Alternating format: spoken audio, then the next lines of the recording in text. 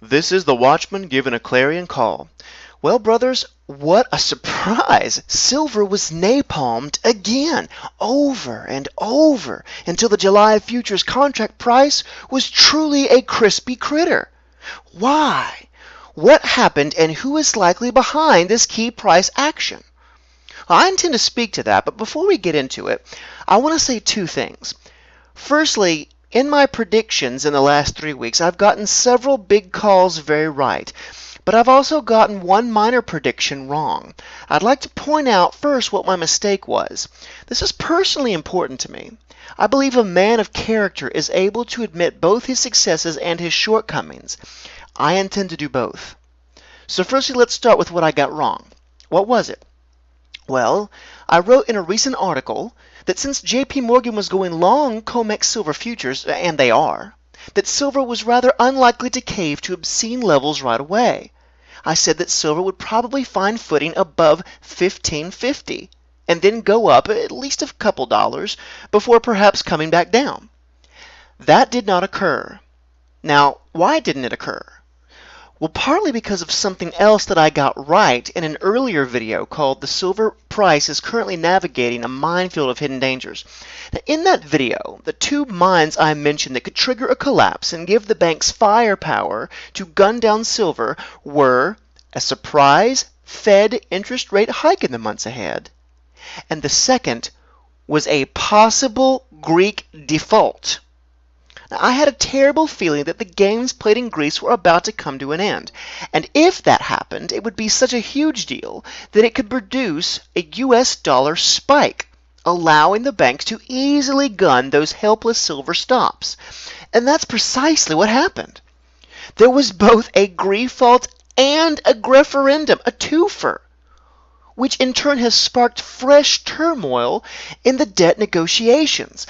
No one knows what's going to happen there now. No one. Uncertainty reigns supreme. It's completely throwing markets out of whack everywhere. Credit markets are beginning to freeze up, and sovereign bond markets are descending into complete chaos. That part has just begun.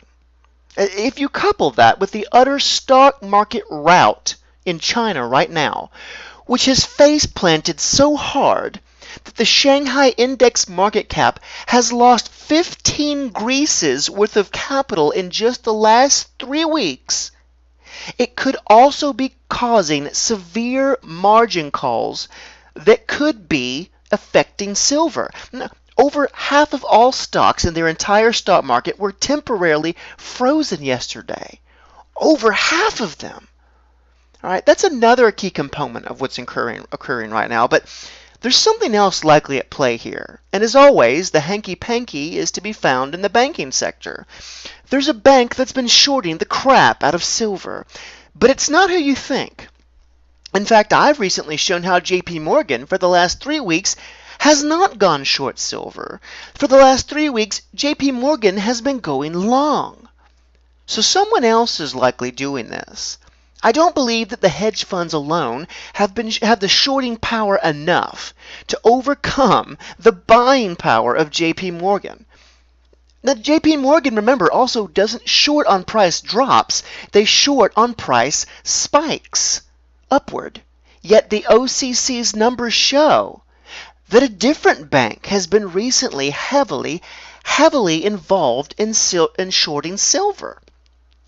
Recently, Zero Hedge put out a story about how Citibank has built a position in, quote, other precious metals, end quote, mostly silver, that has gone utterly parabolic. In 1 quarter, it went from $4 billion to $53 billion. $53 billion. Now, let's be conservative here and say that just half that sum was silver shorts, just half. It would still be equal to nearly 2 years of global silver production at this Mickey Mouse price. So Zero Hedge asks the right question. Does what's happening in silver right now have something to do with Citi trying to reduce some of their dreadfully overexposed short positions in silver? I think this is highly possible, yes. JP Morgan now has an enormous pile of physical silver. They're also neutral or even net long COMEX futures. They're set. But Citi, oh, poor, psycho, criminal Citi, they could very well be fighting for their life right here. Don't believe that silver could end them? Well, let's do a quick recap. Ted Butler has said previously that two other banks who were short silver were killed by a silver price spike.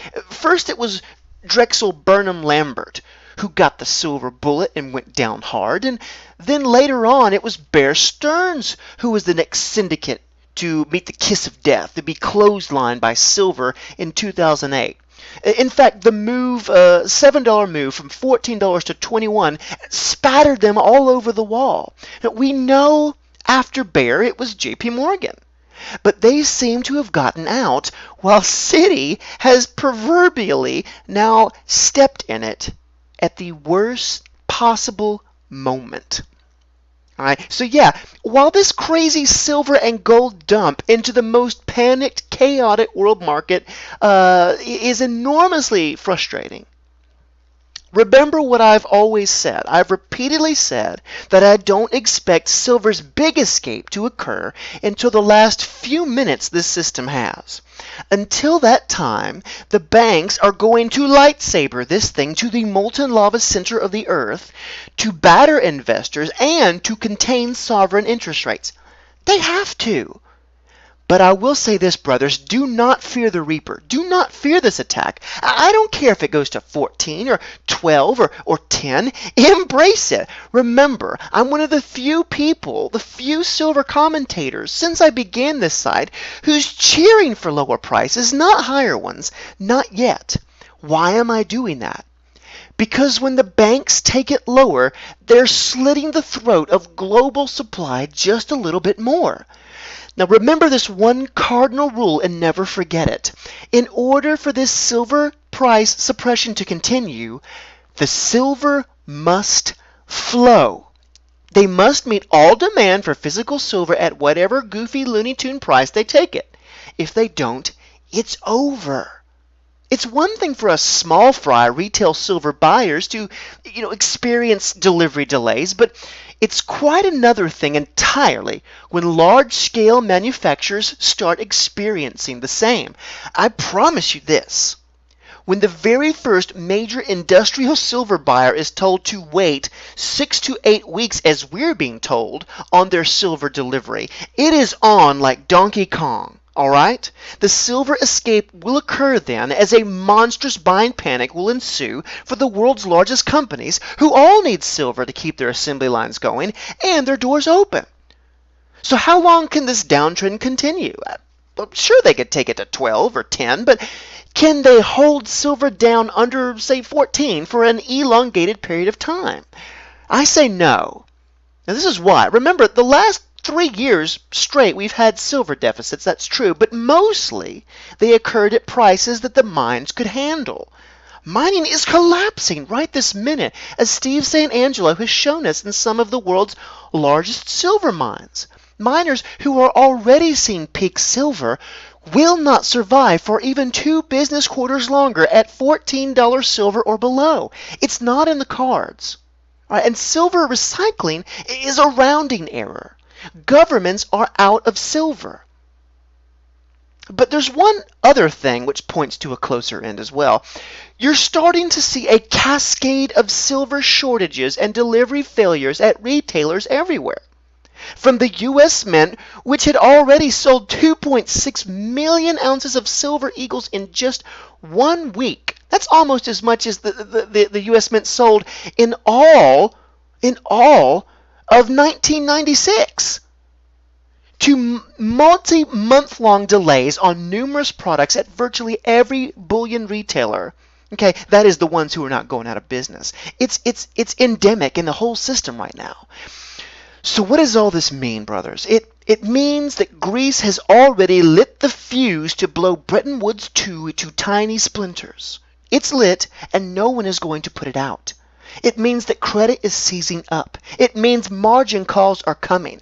It means equity market carnage will spread. It means bond markets will go full retard. It means that silver's physical price will likely soon decouple from its COMEX price, just as it did in 2008. Except this time, demand is much, much greater, and the supply won't be enough to slake it.